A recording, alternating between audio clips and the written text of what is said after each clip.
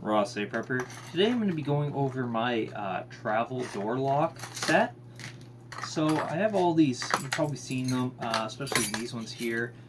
You see them on a lot like Airbnb ads and stuff like that. So I have this little plastic case, a tiny one.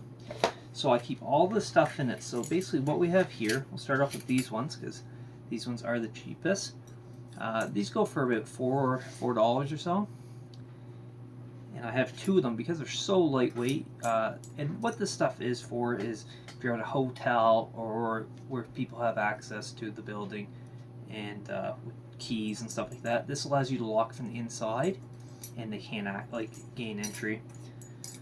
So overall, I've tested out these locks. These ones here I am a fan of, but the only issue I would recommend if you do buy these is there's a little notch right there. You can see where this sits in here. And if there was ever any bump, you can see it only sits in there just a little bit.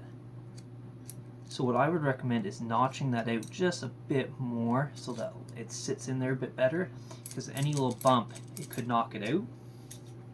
But these are nice and light, easy to put away in a pocket or backpack. Overall, this is probably the heaviest duty one. So this one is about $9 off AliExpress. And it just, you put this in your door jamb, I'll show a section of it, and you tighten it down with the wing nut. And basically it holds the door up to the door frame. Then you have these ones. So a lot of these ones here, they only come with one for the latch on your door. This one has two because I had one that only had one, and I found a lot of doors are different sizes. So if you are looking to get one, I'd recommend the two different sizes to fit in the bolt latch. Then I have this. So this one's basically just a door stopper, but it also has an alarm on it. So as soon as the door is opened, it sets off an alarm, and it is quite loud. I also keep a box of tiny little glow sticks. So I purchased these off AliExpress. I believe they're like $4. And they're just super tiny. You can see there, really small. And I've broken a few of these, like testing them. I haven't legit broke them, but I snapped them to make them glow. And they last for about 3 to about 5 days. They actually last a long time. Inside my kit, I also keep a few zip ties in case you have to any of those doors with the hydraulic cylinder or the opener at the top. You can close them up with that. And also these. So I'm going to put a few of these. I just found these at the dollar store. They're $3 for 8, and they're called bungee stretch cords. So they recommend them for like using for garden hose or electrical cords, stuff like that. And they're quite big. See, they're probably about a foot long or so, and then they do stretch. Basically, you could wrap it around something and then weave it back through itself, and it just keep a bit of tension on there. So I'll probably put about 2 of those in my kit. But the nice thing is it fits all in this tiny little box. So, and I still cut the padding in there just so it didn't rattle. But I'd probably recommend people, if you are traveling a lot, or even just home security if you're home by yourself, picking up some of the stuff. They are fairly cheap. This one here was actually $6 with the alarm. This one was $5. So the most expensive one was this one here. You can get one, I believe it's $30. It looks like a little jack, and it slides similar to this style, but it slides in the door and you crank it up. And it's got like a little stopper on it too. But that'd be quite bulky. And this stuff's very small, lightweight, and super reasonably priced too. Like these ones here, like for $4, $5 for these, and they're super light. You could grab multiple of these if you're traveling or trying to lock down a building. These would be perfect for that. So we'll try them out and I'll show you how they work, and we'll go from there. Alrighty, so we have my box here full of the travel locks. It is a tight squeeze, but everything is in here, believe it or not. So we'll open her up. So I would say the worst part of it is these zip ties. They just always so hard to keep nice and tight in there. So we'll take this stuff out. So everything's in there, as you can see. So we're going to be using this one. Now I found for my door here, see, it's got a bit of a gap. So this one seemed to work pretty well. If you placed it there and open, I did find it takes a while to catch, but it does do a good job. Someone could enter, but the alarm is going to go off. We'll test it further back, see if it's the same conclusion. Yeah, at the very back it doesn't catch. I'm assuming if you had a mat or something, it does have the grip stop stuff, but it just doesn't seem to catch as well. So we'll turn it on. So as you can see on the side, it has 3 sensitivity levels. So there's high, medium, low. And then on the back, it's on off. So we'll turn it on. And it is on the low sensitivity. So as you can tell, it is quite loud, even on low. So on high, I'm assuming, it would only have to be pressed down just a tad. But it is a decent alarm, that's for sure. So now if you have a normal bedroom door, basement door in my instance, and you place it at the door, it doesn't seem to catch at all. So here's my basement door. So here is that lock again, and as you can see, there's no gap or no lip to that door. So we'll place it in there nice and tight, and it just hops. It doesn't actually stop it. So if you're planning on using this for a bedroom, if it does have a bit of a lip to it or a bit of a gap here, I believe it'd work. But if not, it just it doesn't seem to work very well. As you can see, it did catch there, but all my testing, it just hops around. So probably wouldn't recommend this one unless it's for an exterior door. Then I would recommend it. So now we're going to try this one here. So this one has 2 different adjustments. As you can see, there's a bit of difference in the size. So it works for different doors. So how this works is you would place it in here, so you'd have to find which one fits. So mine is probably the smaller version. So you would put that in there, and I'm probably going to have to unclip this thing. So you put it in, you close your door, like so, and then you take this piece, and it has a little, moves up and down, and you just kind of put it in.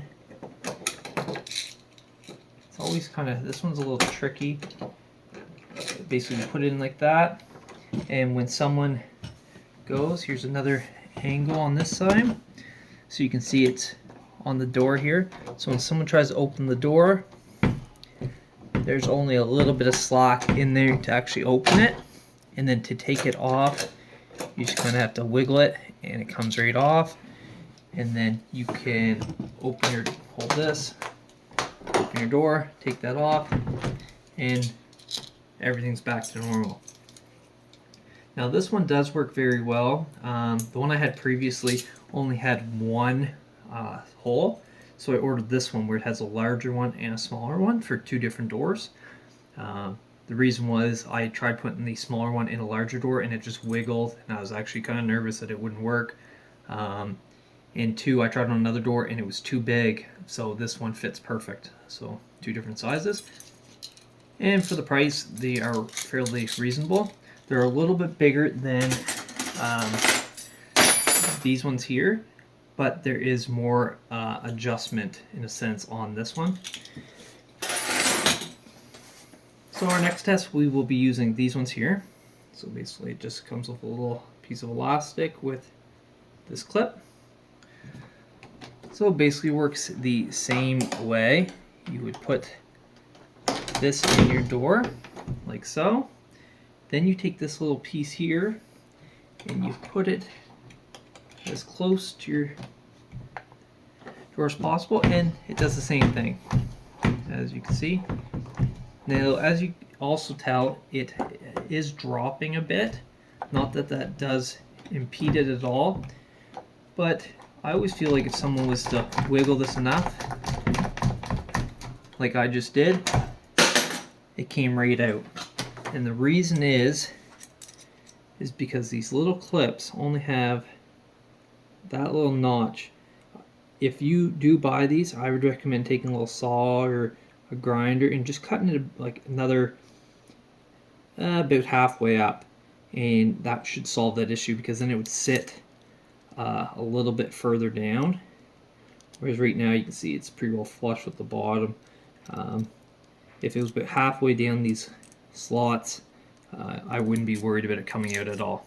So that's my one issue with these ones, but they are super light, super cheap. You can buy multiple of them. Now this one is probably my favorite in a sense for heavy duty and not being worried about it actually the door opening, but this also is the most destructive in a sense when it comes to your door. And I'll show you why. So same idea, they all hook in like that, so that you turn this little thing and you would screw your wing nut. Now what that does is basically puts pressure on your trim and your door so it can't open, but the one concern I have is if you cinch it down too tight, it leaves marks. Now if you don't care about the marks, then this is perfect. I would say this is probably the most rugged one out of them all. And you can see that's not opening. The only way to open this would be either enough force that it would destroy the threads and this wing nut would just slide off, or possibly these wings breaking, but that's highly unlikely. So this is probably, you can see no movement whatsoever. And then just to take it off, you just loosen it up enough that you can turn these little wings. And there.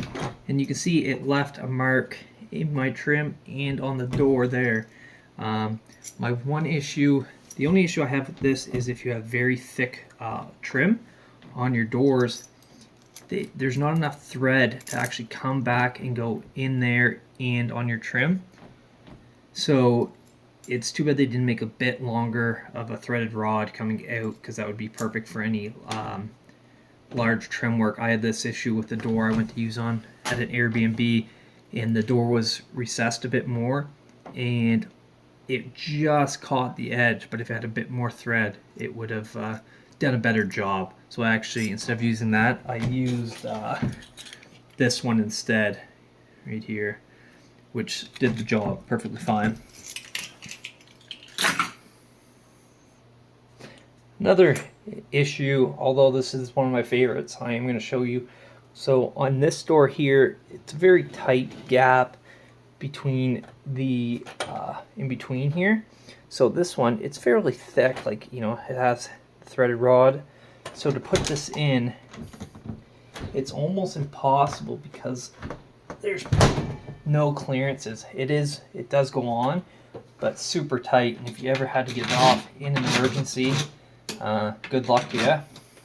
But here's what I was showing, mentioning before about the threaded rod. So right here you can see I have quite a thick lip on here. Well, the threaded rod, there's no threaded rod, that's flush. I'll take you to the tripod here to show you. So you can see no threaded rod sticking out. Yeah, so you can see there's the thread rods just inside. That's a fairly thick piece of trim.